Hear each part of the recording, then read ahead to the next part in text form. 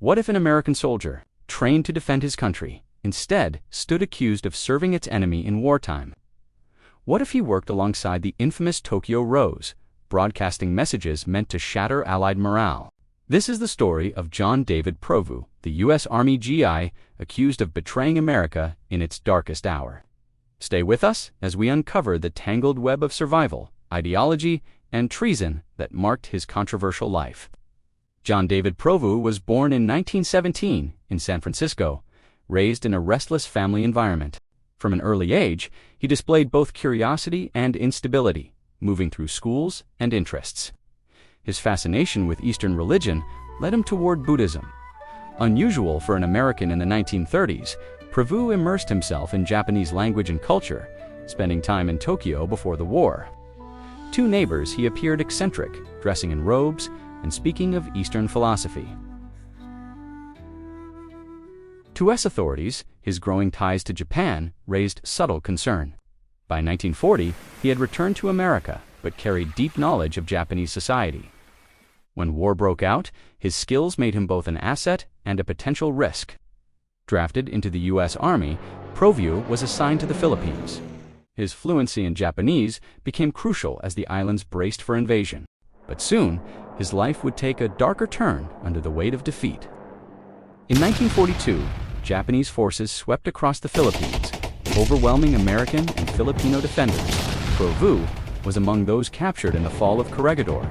Alongside thousands of POS, he faced hunger, disease, and the brutality of captivity. Survival required adaptation, and Provoo's language skills set him apart.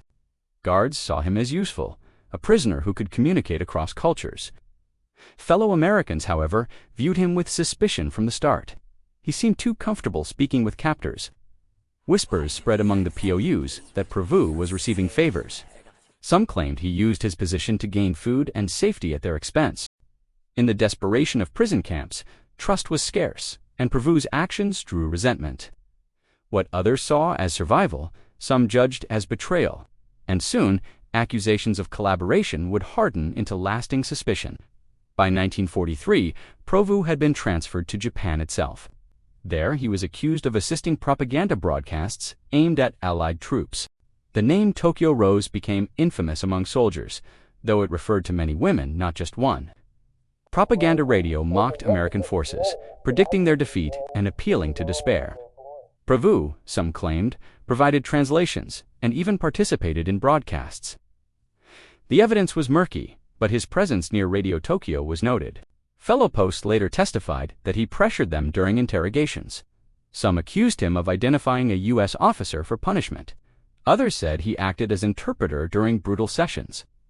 Whether coerced or willing, Provoo's role grew darker in their eyes. His Buddhist robes and Japanese mannerisms deepened suspicions of ideological sympathy. He no longer seemed an American soldier in captivity, but a man remade by Japan.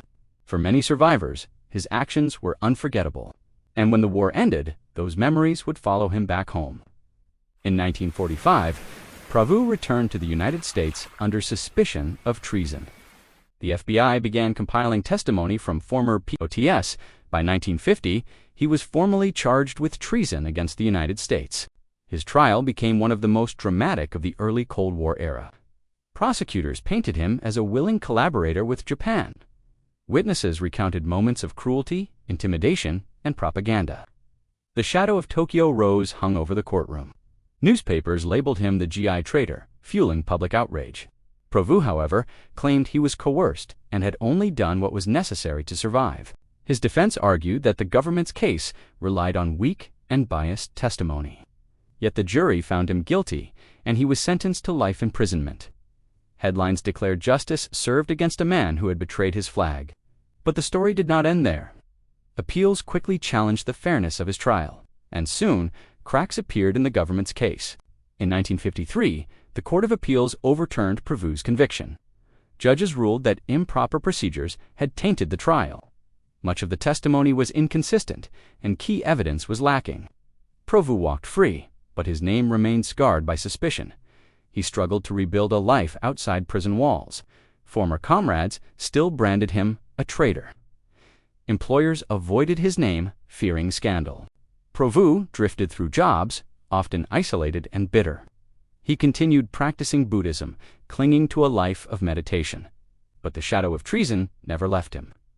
In 2001, he died quietly in Maryland, his story unresolved.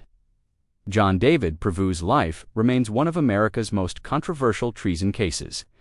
Was he a true believer in Japan's cause, or simply a broken man surviving captivity? His story blurs the line between survival and betrayal. It shows how war tests not only nations but the souls of individuals. In the end, Provoo became a symbol not of clear guilt, but of haunting suspicion. His name lingers as a warning of how easily trust can fracture under pressure. This was the Judas Files. Subscribe for more stories where loyalty and betrayal collide.